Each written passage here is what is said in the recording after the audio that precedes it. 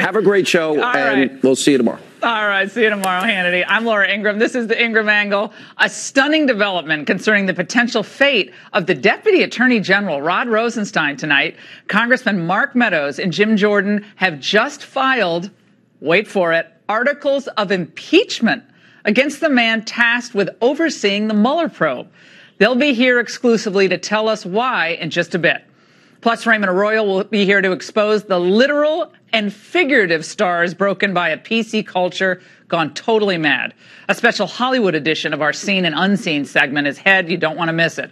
We also have some major stories to report about ICE and the threat from China. But first, Trump wins while the resistance spins. That's the focus of tonight's angle.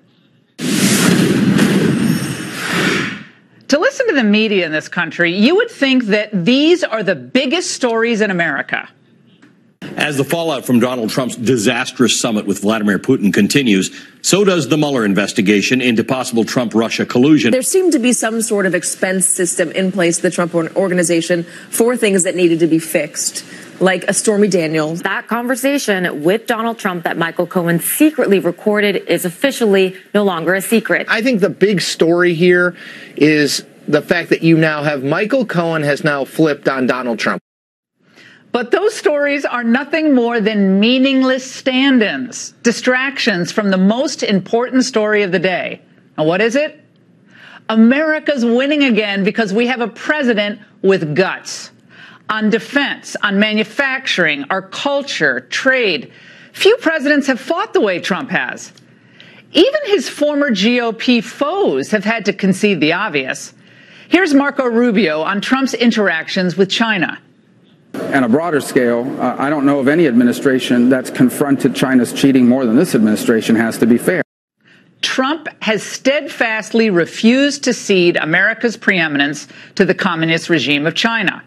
But remember, China already has a $23.2 trillion economy, which is almost $4 trillion more than our own. But with tough tariffs and blunt talk, he has now brought China to the negotiating table. That is a very good thing. And just today, the president met with EU Commission President to discuss trade. After Trump boosted tariffs on certain EU goods to create a fair situation for American manufacturers, the EU retaliated with tariffs of its own. But today, they were all singing a different tune. We agreed today, first of all, to work together towards zero tariffs, zero non-tariff barriers, and zero subsidies on non-auto industrial goods. We will also work to reduce barriers and increase trade in services, chemicals, pharmaceuticals, medical products, as well as soybeans. It will also make trade fairer and more reciprocal. When I was invited by the president to the White House, I had one intention.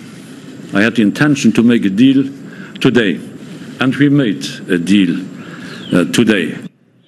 Why haven't any of these other presidents done what Trump did? They didn't want to, or they didn't have the brain power to do it, or they didn't have the courage to do it.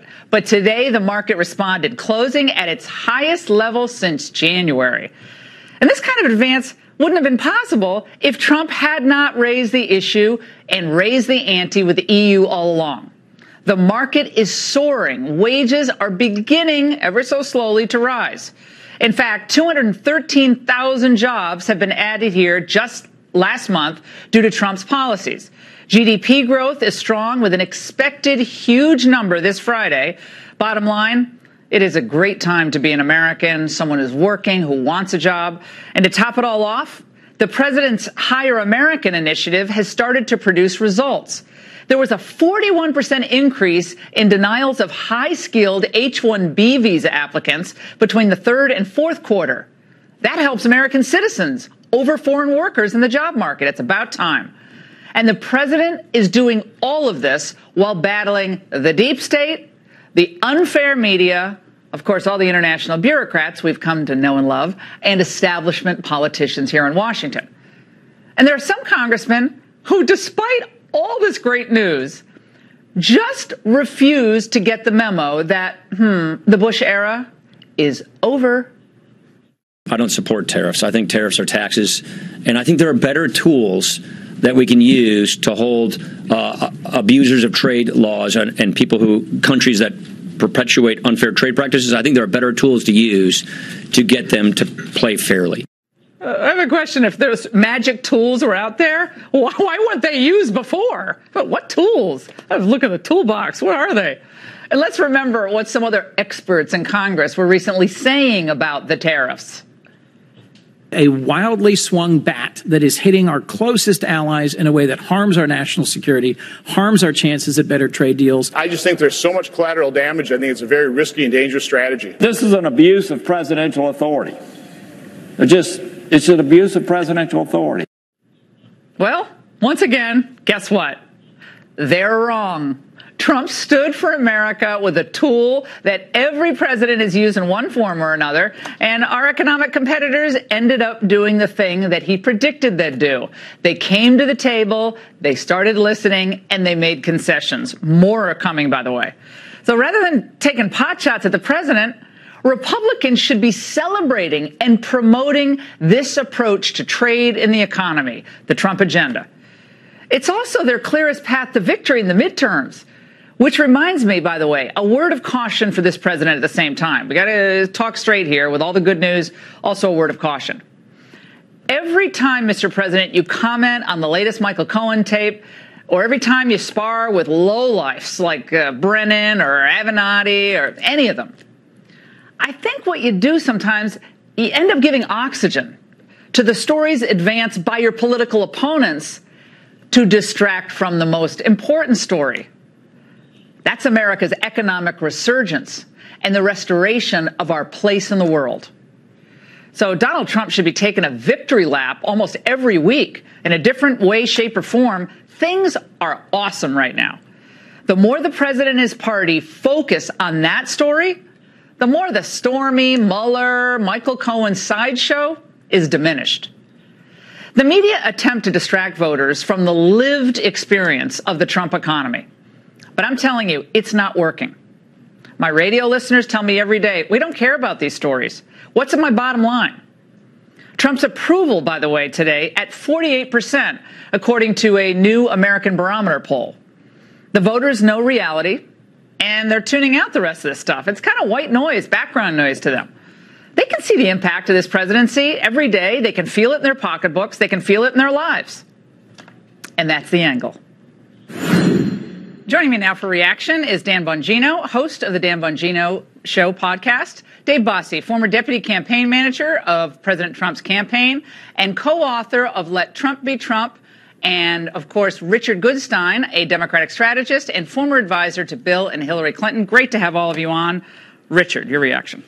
Well, first, for your viewers, there were two more recent polls. One, the Quinnipiac poll that had the president's approval at 38, and the Marist poll that had it at 39. Worse, in the Quinnipiac poll, the question was, does the president stand up for U.S. interests? 54% said no. 41% said yes. What do you think? Yes. What do you I mean? What I'm saying is, Richard, hold on. I just have a simple question for you. Yeah. You, I know you're here and you're going to say Trump sucks. No. Trump sucks. No. I mean, you're going to say that, but listen for a second. You see him up there with the EU commissioner, right? You guys were out there saying this thing was going to tank, that the tariffs were going to tank things. He stood up there with the EU commissioner, and they stood together, and they said, we're going to work together, we're going to lower tariffs. That was a victory. And for anyone, Democrat or Republican or independent, to claim anything other than that was a president standing up for America is false and fraudulent. So I hope you're not about to do that on this show tonight. Yeah, I don't care about your Quinnipiac. It's a victory in the same way that him standing with Kim in North Korea and saying we have denuclearized. The EU is Kim? Well, no, I'm saying it's empty. Just like the Kim deal was empty, this is a promise to talk about promising. No, they've already made concessions on soybeans. Yes, they did. It was announced. Dave Bossie, you got that wrong. Well, I don't think so. This president campaigned as an American first president. That is what he has done. He's done it on trade. He's done it on foreign policy. He's done it on the economy. This president has decided, I'm going to take on these unfair tariffs and these bad trade deals which have been on America for the last 30 or 40 years after I build a strong economy. And that's what we have. This president, unlike any president in recent past, has done America first and America only, and he stood tall in the world doing it. Richard, you're going to get another chance to come back at me because I came at you pretty hard. But Dan Bongino, Friday's GDP, that number, you get the sense it's going to be very high. 4% plus. We haven't had a 4. Anyone know on this table the last time we had a 4% GDP? Yeah, Obama 2014. Yeah, okay, 4% GDP. It was projected that he was going to tank the economy. Mark Cuban, all these people predicting economic Armageddon under Donald Trump. Dan Bongino. To hear people claim that this president is asleep at the wheel, he's playing a reality game here, he doesn't know what he's doing, is preposterous. Look at what happened today, and we're going to have more news on China, by the way. But go ahead. Yeah, I love it, Laura. Keep underestimating them, folks. Richard, you too. It's working so well for you, isn't it? Didn't you give him a 0% chance of winning the Washington Post, Donald Trump, before the election? I remember that Washington Post headline, by the way. Hey, listen, folks, here's the deal. New rules, okay? New rules. The Democrats for 8 years attacked us with the most vicious identity politics known to man. Nobody gives a crap about Michael Cohen. Nobody gives a damn about this president's personal behavior. Here's the new rules. Now it's about winning. It's about winning on taxes. It's about winning on your business. It's about winning on a pro-life judge agenda, saving infants in the womb. It's about saving your health care. It's about saving the education system. It's about doing the right thing for once with this government. You want to focus on a tape recording of a sleazy lawyer who taped this client? You go right ahead, knock it out. We'll be looking at a landslide in 2020, but make no mistake, the new rules are here. It's about winning. And again, one more thing, for all the never-Trumpers out there, oh, we're sacrificing our principles here. No, BS. This is the first president since Reagan actually in the White House fighting for our principles. So spare me the crap moral lectures. Save it for someone who gives a damn, and it ain't me. Yeah, when I hear Paul Ryan talking about, I'm for other tools. I'm sorry, I had to burst out. What is he talking about? This Kempian idea that there are other tools, like Reagan and Bush and Clinton and Obama didn't talk to the Europeans about having better trade. They did. They talked and talked and got nowhere. Donald Trump's policies were going to cause the sky to fall, us to have a recession, and us to go to war across this globe. None of those things have happened. That's what the Democrat Party stands for. The negativity, the hate. They hate this president more than they love this country. They despise him, Richard. Couple things. Yeah. First, I give Trump credit for going after the Chinese who've been getting away with murder. No question about it. But, for example, they're getting away with murder on aluminum, for example. But why put tariffs on the EU, Canada, Mexico, countries that are not responsible for this? Okay, so it's just a little misplaced. But that's we can do trade for an hour. But here's why I think his numbers are dipping below 40. Truthful hyperbole doesn't work. You can't say to the public would and the next day wouldn't and expect that everybody's going to fall for it. People are now getting wise to it. I didn't think that was handled well. You can't say, I didn't have an affair with these people, and then it comes out on tape that you did. Yeah. You just can't get away with it. Well, first of all, we do know that Bill Clinton said a lot of things, ended up not being true. He also went out as one of the most popular presidents in the 1990s. So Republicans overplayed their hand on the Clinton impeachment. Well, David Bossie and I were there then. We were part of that deal, right? But I remember. But the American people, they said, look, the economy's great. He worked together with Gingrich. Looked like things were welfare reform. They actually accomplished stuff. So I agree. If that's all there was, all that chaos, then I think Richard would have a point. He is right, Dave Bossie, that look, the independents, 7 points down, Republicans. People who identify themselves as Republicans, shrinking. Poll came out tonight. Minnesota, Wisconsin, Michigan. Numbers are way down for Trump, not where he wants them to be. So that's not good. So but you've got to not get distracted on this other stuff. I totally agree with you. However, these are polls based on minutes and hundreds of hours of anti-Trump media, the media bias that is pervasive across the newspapers and televisions that the American people consume every day. That's why the president goes straight to the American people and tries to speak directly to them, whether it's using Twitter or speaking directly to them like he did today in the Rose Garden. But this is what he is up against. He's up against the Hillary Clinton, who will not accept defeat, right? Didn't accept the results of the election nearly 2 years later, or the Democrat Party, who hates them and wants to delegitimize them. A lot of Republicans don't like them either. They hate these tariffs because they're future law. You know what I'm going to call a lot of these people? The Corker doesn't need the money. He's rich. But there are a lot of these other guys. Future lobbyist Ryan. Future lobbyist Flake. Sorry. I mean, it might be uncharitable, but I've imagined they'll be doing some lobbying. That's my sense. Bongino, I want you to listen to an exchange. SecDef Mike Pompeo, I always call him Secretary of Defense, Secretary of State Mike Pompeo was on Capitol Hill. He was grilled by the Senate. Watch this exchange. How do I know the difference between a presidential statement that is not a policy and a statement that is? Senator, here's what you should look at. Compare the following. Barack Obama speaking tough on Russia and doing nothing. Those were true. It is true. I understand you want to rewrite the Obama policy on Russia, but that's simply not true. He organized all of Europe and all of the world. Let's go. The man said he would have more flexibility after. I'm not listening. My question isn't about. I know you want to turn constantly. I just want to look at facts and policy, Senator. At that point, Chris Murphy, Dan, kind of gave up. He's like, can I buy a vowel? I mean, this guy's actually fighting back. Your reaction. They're trying to distract. You know, Putin owns Trump. Trump just giving it all the way to Moscow. I mean, it just seems Mickey Mouse to me. I'm not saying the Trump administration has handled everything right. I think they did not handle the post-Helsinki right. I don't think that. I would have just said, look, I want a better relationship with Putin. I want a better relationship. Put me on a cross. That's what I want. I would have said that. I wouldn't have apologized. I wouldn't have done any of that stuff. I wouldn't have changed the would. I wouldn't have done that. Nevertheless, it looks like Penny Ante stuff up there on Capitol Hill. Most people, their wallets are getting thicker. Yeah, but Laura, you know, what's interesting about this is the Trump administration isn't saying they handled everything right. He came out the next day, he corrected it, he made a course correction. And I asked the American people candidly, it's an honest question. Do you want a president under Barack Obama who was honestly weak and then weak in action? Or do you want a president like President Trump who goes out again, he talks candidly, he doesn't always use a teleprompter, sometimes that requires him to dial a few things back, which he has, but then who acts in a strong pro-America fashion? What's your choice? I mean, is this a serious choice? Obama talked weak, acted weak, and basically subverted American values on the international stage. Now you have a guy who, all right, so he has to correct some things once in a while. That's fine. Look at what he's actually doing. That's what should matter. And, you know, I just, this is all showmanship up on Capitol Hill. That was ridiculous. I watched that whole thing today. Yeah, Richard, the Dow is up 38% since the election. S&P is up 33%. NASDAQ's up 52.7%. Don't you wish you bought the futures back? One final Russell thing, 2000, 41%. As regards weakness, winning. As regards weakness, to say that look at those a numbers. former FBI, a former KGB head, Putin,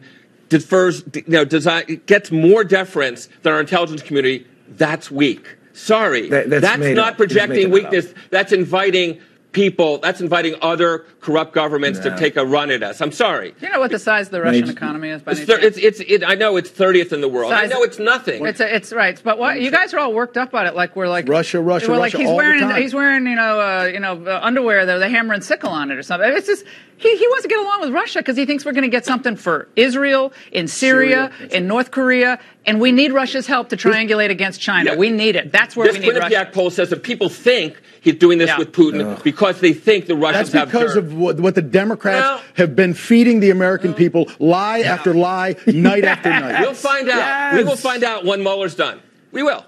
I really think we will. All right. Well, you guys, fantastic segment. And I just said to Richard, I love his suit tonight. Isn't that a beautiful suit? Look at his eyes, blue tie. Oh, you look fine, you other two. House Republicans, you all look great tonight. House Republicans have officially filed, get this, articles of impeachment against Deputy Attorney General Rod Rosenstein. Gulp. The two congressmen leading the charge, Meadows and Jordan, join me exclusively. What comes next? You'll find out. The battle between House Republicans and the Justice Department over the Russia probe is rapidly intensifying this evening. A group of Republican congressmen have filed articles of impeachment against Deputy AG Rod Rosenstein, arguing that the DOJ has not complied with 9 months of oversight requests for documents tied to the investigation. Joining us now exclusively to tell us what's next, Congressman Jim Jordan and Mark Meadows, who are spearheading the effort. We're also joined by Fox News anchor and author of the new fantastic book, big bestseller, The Russia Hoax, Greg Jarrett. Great to see all of you. Congrats, Greg, on the book. Thank you. Great to have you on. Congressman Meadows, let's start with you. What are you accusing Rod Rosenstein of specifically? Well, really, for 9 months, we've asked for documents, and that's all we want are the documents. And what we found is not only have subpoenas been ignored, but information has been hidden. The efforts have been stonewalled. And I guess for us, it's all about transparency so the American people can judge for themselves. And so, they may be able to ignore Congress, but they can't ignore the American people. This is what Andy McCarthy wrote in National Review. Mm-hmm. He said, Rosenstein and Chris Wray, FBI director, work for Trump. They're not Obama holdovers. They're Trump appointees. If they're defying Congress, it's because the president is permitting them to do so. The president is empowered to give his subordinates a direct order to comply with congressional demands and to fire them immediately if they fail to do so. He's kind of looking down on this idea. Yeah, Congressman. We've sent a letter to the president, Mark, myself, and Congressman DeSantis saying declassify the information, get us all the information. What is he? Have you ever spoken to him about this? Why won't he declassify these? We sent the letter several weeks ago, but the bottom line is we have sent numerous letters to Rod Rosenstein they haven't complied with. 2 subpoenas they haven't complied with. We've caught the Department of Justice hiding information, redacting information that they should not have redacted. We know that Rod Rosenstein threatened House Committee Intel staffers, threatened them, chilling impact when they were trying to do their job, our job of doing the constitutional oversight we're supposed to do. And we all know what the Justice Department did with the dossier. Never forget, Rod Rosenstein signed the 3rd renewal, signed that, which was based on the dossier, which we know parts of it came from Bruce Orr, high-ranking official, through his wife Nellie, the whole ordeal. So we're tired of the Justice Department giving us the finger and not giving us the information we're entitled to do our constitutional duty. More importantly, the American people are sick of it. That's why we filed the resolution. In just a moment, I'm going to ask you about what House leadership, including outgoing House Speaker Paul Ryan, is saying about all of this. But Greg Sherritt, I want to go to you. Mm-hmm. Greg, this is what happened on Capitol Hill just recently when Congressman Jordan was trying to question Rod Rosenstein. Let's watch. Mr. Rosenstein, why are you keeping information from Congress? Congressman, I am not keeping any information from Congress that it's appropriate. In a few minutes, Mr. Rosenstein, I think the House of Representatives is going to say something different. I don't agree with you, Congressman. I don't believe that's what they're going to say, and if they do, they'll be mistaken. I disagree, but I think no love lost between the Republicans on Capitol Hill and Rosenstein. Greg, what's going on? Do you think this idea of an impeachment vote, if they can get one, is a good idea? Absolutely. Rosenstein has treated Congress with nothing but contempt and should be held in contempt and impeached if appropriate. This is a guy who has been covering up from the very beginning for 9 long months the origins of the Trump-Russia hoax. As I argue in my book, he and others never had any evidence of collusion. There was no evidence of crimes or intelligence to justify a counterintelligence probe. Rosenstein is the guy who put his signature on a document to renew the wiretap warrant application. And he knew that that was a fabricated, phony document. He didn't present new evidence as the law demands. And he vouched for its authenticity when he knew it was unverified and fabricated. And that is a fraud on the court and abuse of power. Mark Meadows, it's been 122 years since a member of the executive branch has been impeached. It's a long time. That is a long time. I mean, not obviously not talking about the president, but an executive branch employee other than the president.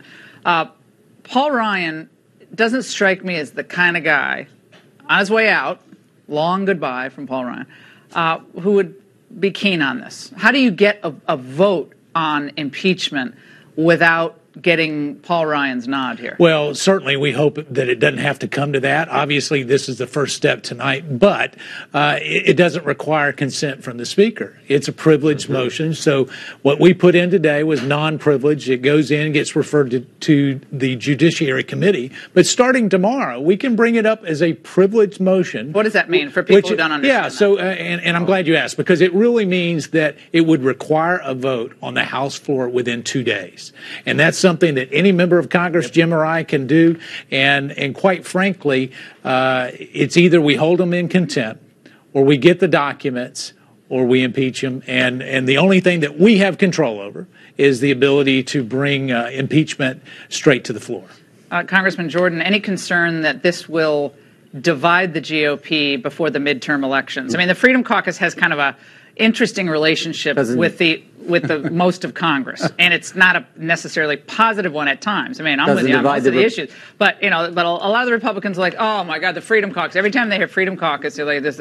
Yeah, we don't get that back home. By the way. You don't know. Back home, they love what you're doing. It doesn't divide the Republican voters across this country. Doesn't divide. So you don't care who you offend on Capitol Hill. We care about doing the right thing. It might have been 120 years since someone's been impeached, but when was the last time you ever saw the FBI take a disproven document with no credibility, no validity, no corroboration, take it to a secret court, not tell the court who paid for it, not tell the court that the guy who wrote it had been leaking information to the press? When have you ever, and not just once, 4 stinking times, and the last one Rod Rosenstein signed. So if that's not enough to force the action, as Greg just talked about, contempt or impeachment, you tell me what is. Tell me what is. Because I can't figure. Look, we've been as patient. We started this a year ago in July, asking for documents. We started sending letters last November. Which documents in particular? All of them. We got a subpoena with 9 different things. They're not in compliance with three of the elements in that subpoena issued by Bob Goodlatte on March 22nd after we first asked for them in letters. Are there State Department documents that you guys have wanted that you haven't gotten? Now we found out more stuff today. That's my sense that something was happening. Well, actually, just in the last few hours, we found out about that. And so,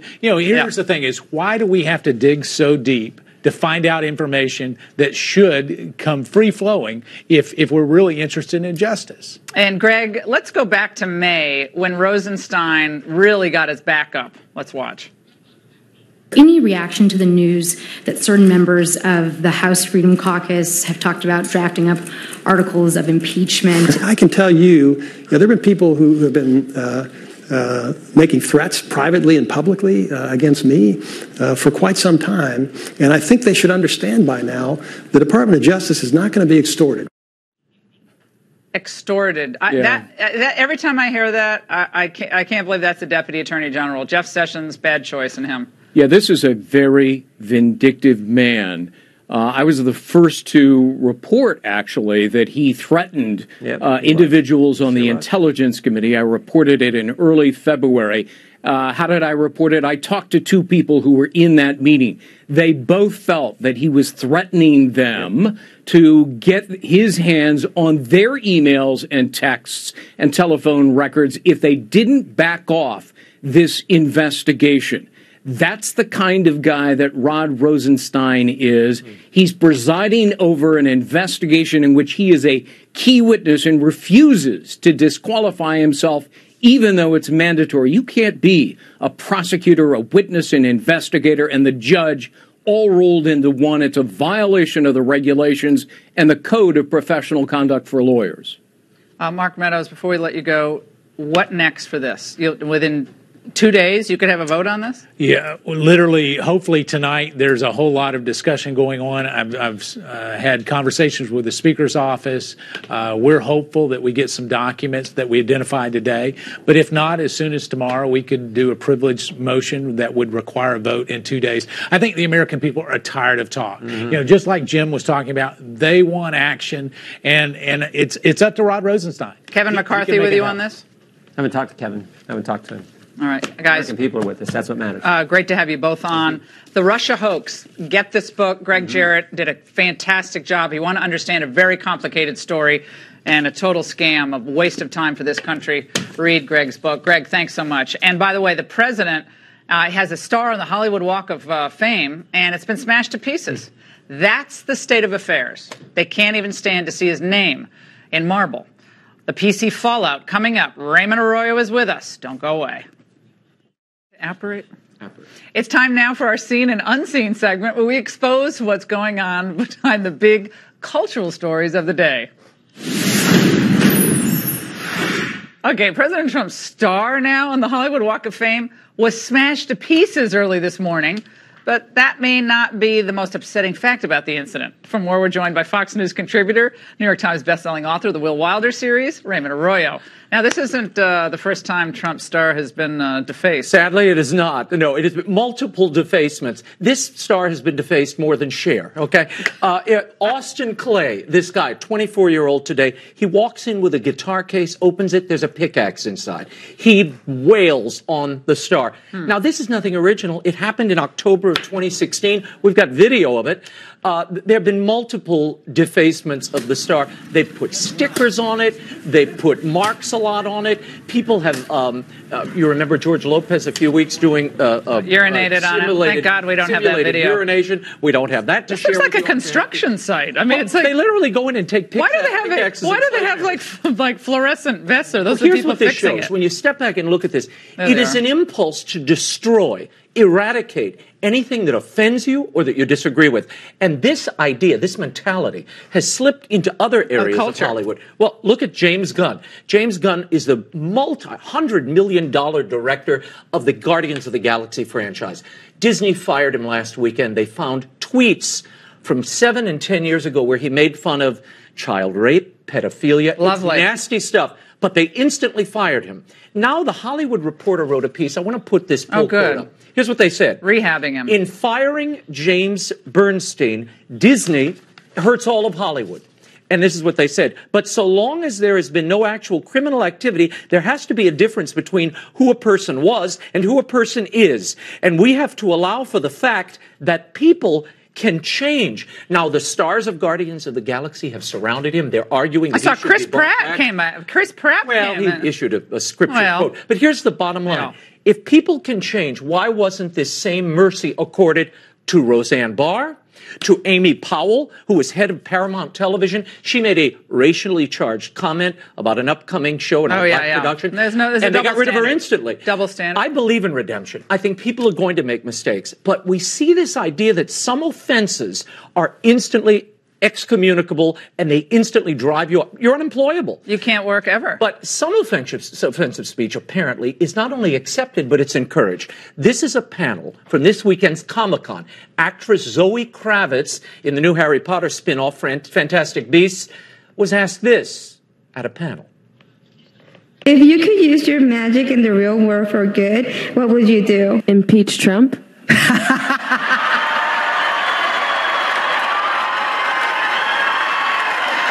Wouldn't it be even better just to apparate him out of existence? Dan is really good at making up spells. What would be the impeachment spell? Right. Impeachius Maximus!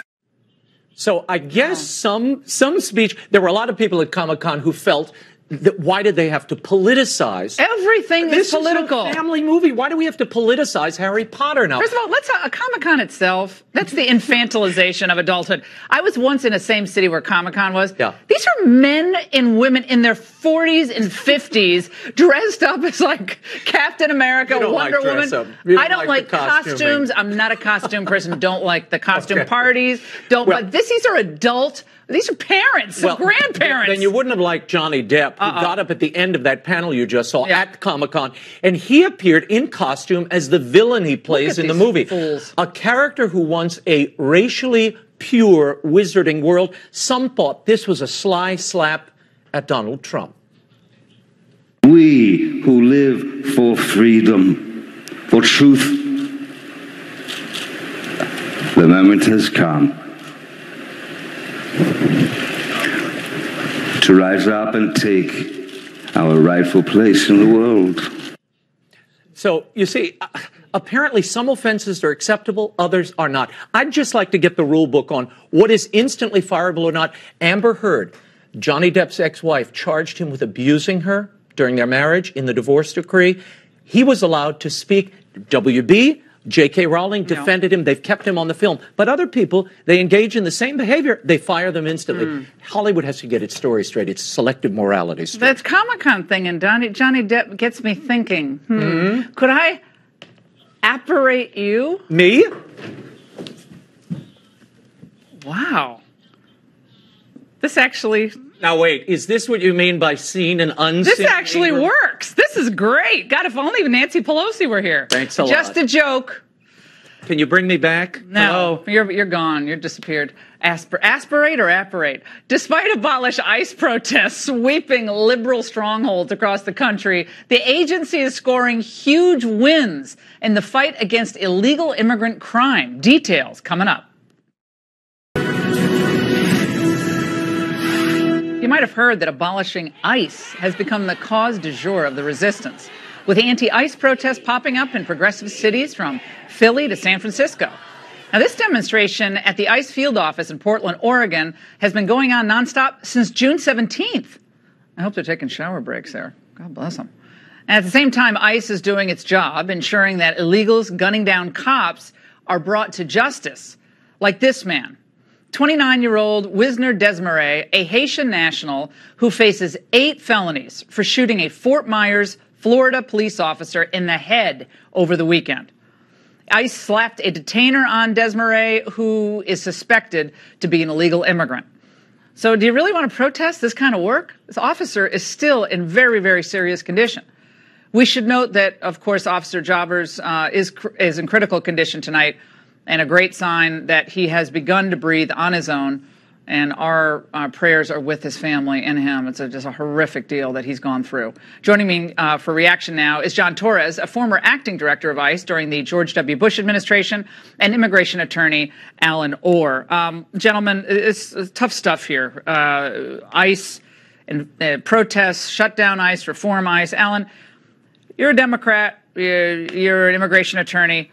Protesting ICE when ICE is doing, I mean, frankly, God's work on this violent crime stuff. And this officer's family, they're devastated. Legal immigrant, almost killed him. Still not out of the woods yet. Your reaction? Okay, so first on the specific case of the police officer, this is a APRA story. It really doesn't happen that often. Really, it doesn't happen that often? Nope. Is one police officer not too many? Well, one American dead is not too many? It's an anomaly. So it's an anomaly? Yeah. If that were, remember, your family, would you call that victim an anomaly? Absolutely not. You would not, right. So don't accident. Call a police officer an anomaly. Well, That's a police officer. I was calling the situation an anomaly. And actually, when a foreign national is involved in one of these incidents, a foreign national is 10 times less likely to be involved in the crime than anyone else. Statistic and the concern around ICE is not with regards to what ICE is doing, but who ICE is concentrating on. And right now, ICE isn't concentrating on those individuals, such as the one that you've talked about, the police case. They're doing low-hanging fruit. They're arresting people who are appearing to court to either testify in a crime,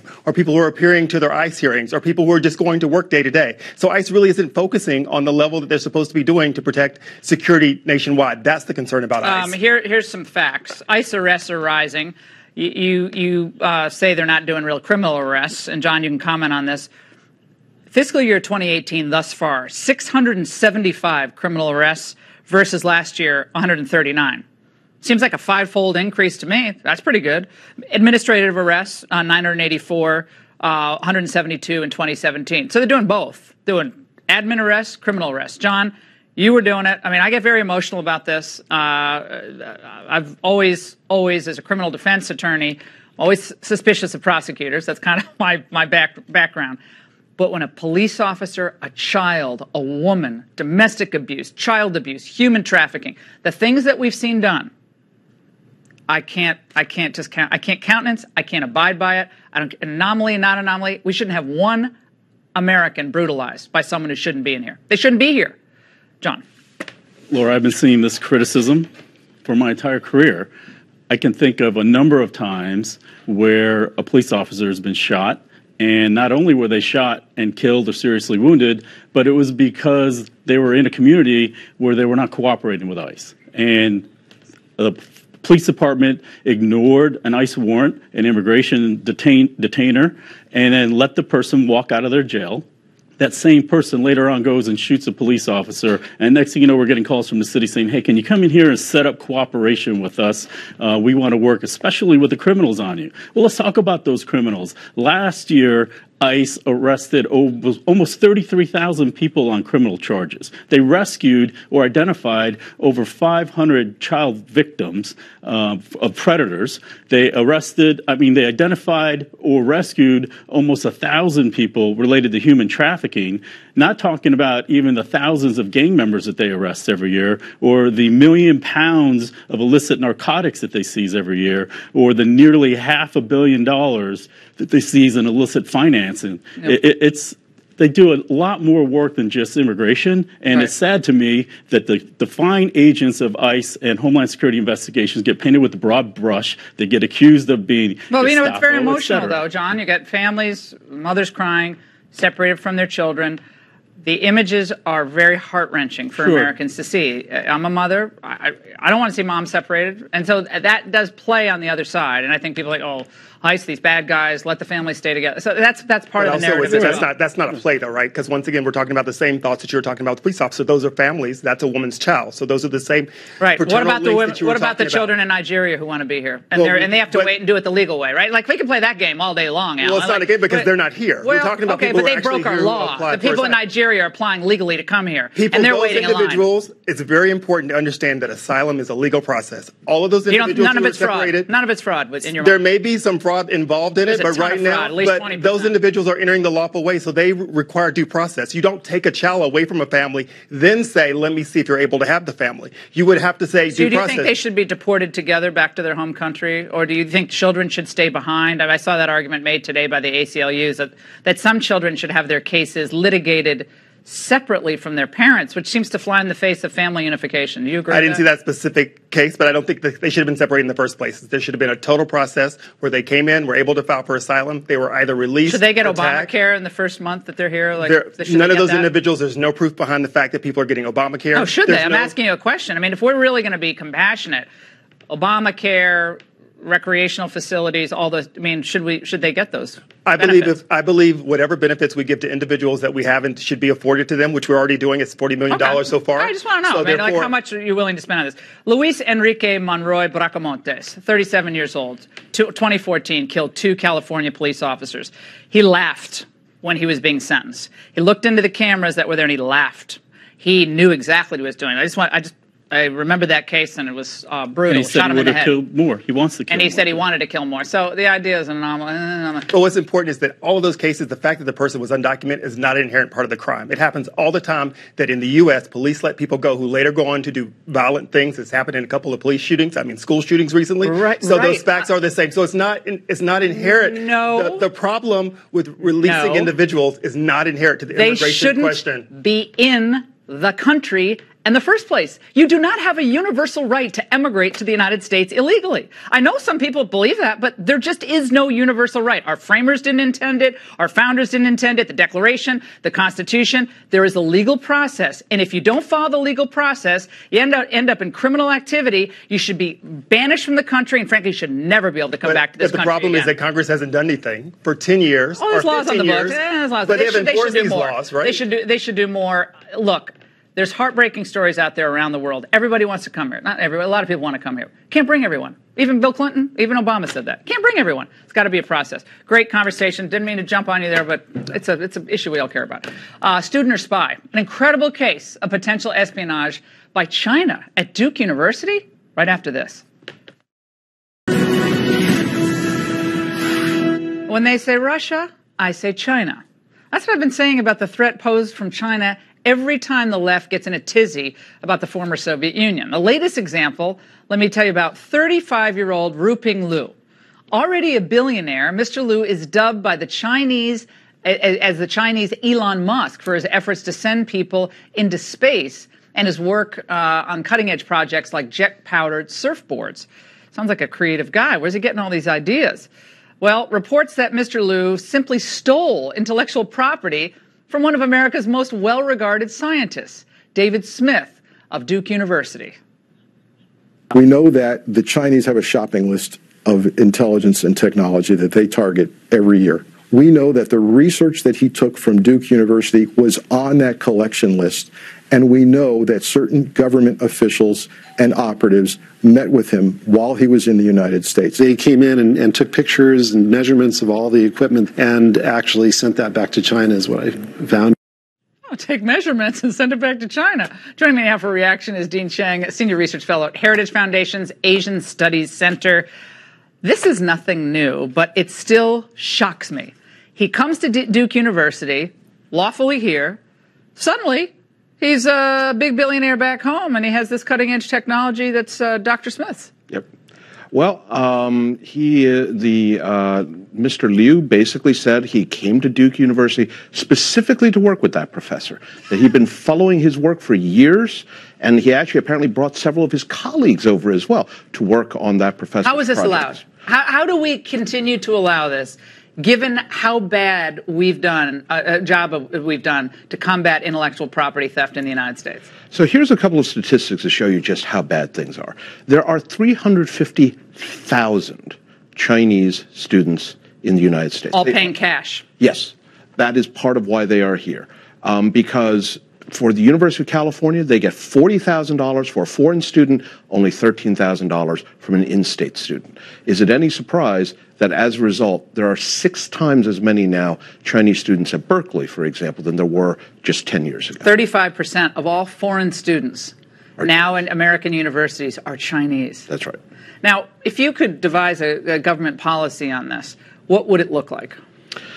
I think there's a couple of things. One of the things, obviously, if you're a professor who is taking government money, particularly money from DARPA or DOD to do research, you obviously need to be very careful of who you accept, even on work and projects that aren't in turn funded by DARPA, because your computer system is potentially... What's DARPA? What is that? DARPA, the Defense Advanced Research Projects Agency. It's the super high-tech secret warriors. Oh, I love the acronyms in Washington. You hear these no one knows what they mean, but I have to ask you. I don't know what No, absolutely.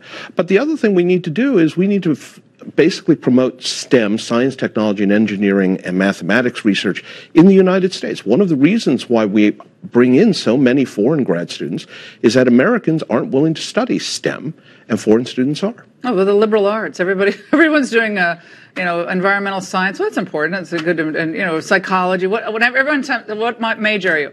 I'm a psych major. Oh, okay. Oh, I'm majoring in English. Okay. Well, what are you going to do for work? How are you going to make money? That's a fundamental problem. Ivanka Trump's doing a big push on STEM for Yes. girls, and which I think is really important. She's really spending a lot of time on that, pushing that initiative. That's critical. Absolutely. But unfortunately, you have professors, for example, at the University of Illinois who are pushing, you know what math is? Math is about grievance. It's about whiteness. And so therefore... Whiteness? Yes. Like a whiteboard, maybe, No. writing the equations on that I still don't understand. So you wind up, foreign students come here wanting to do all the hard math and science and all that. And American students, too many of them are being taught by professors whose attitude is, you know what math is about? Math is about oppression. Oh, my goodness, scary. Thank you so much. We'll have you on again. This story is not going away. And when we come back, Michael Avenatti is like a squatter who just will not leave your television, ever. And now his hypocrisy is bad enough to shatter it. We'll explain in a moment. Finally tonight, a man who spent the past few months living in a cable news studio has suddenly gotten camera shy. After demanding transparency from President Trump on his alleged relationship with porn star Stormy Daniels, Michael Avenatti somehow convinced a federal judge to block the media from covering his testimony about his law firm's bankruptcy. His firm has defaulted on millions of dollars in debt and has fallen way behind on payroll taxes. So the closing question tonight is, what are you trying to hide, Mikey? Well, we're going to keep searching for the answer. Was he born with a microphone coming out of his chest? I mean, was that a genetic condition? That's all the time we have this evening, but have no fear. I got my wand. Shannon Bream and the Fox News at Night team are up next